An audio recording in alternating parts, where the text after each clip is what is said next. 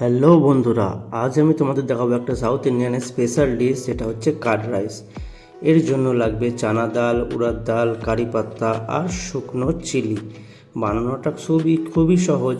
দেখে নাও কীভাবে বানাচ্ছি। প্রথমে ফ্রাইং প্যানে একটা তেল নিতে হবে।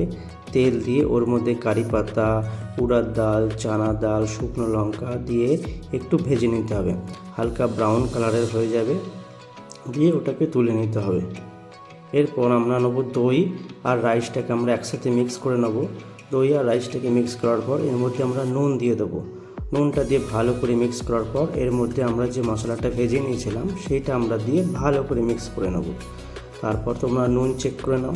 কত সুন্দর ঘন কার্ড রাইস তৈরি হয়ে গেছে। এটা ভালো করে মিক্স করার পরে এর ওপর আমরা গার্নিশ করতে পারবো, লাইক ফ্রাইড ক্যাশু নাট, একটু আনার দানা, একটু ধনে পাতা দিয়ে আমরা সুন্দর গার্নিশ করে দিলেই তৈরি হয়ে গেল card rice.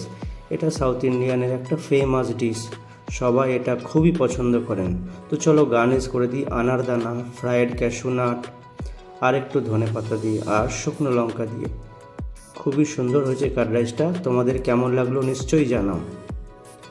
Thank you very much.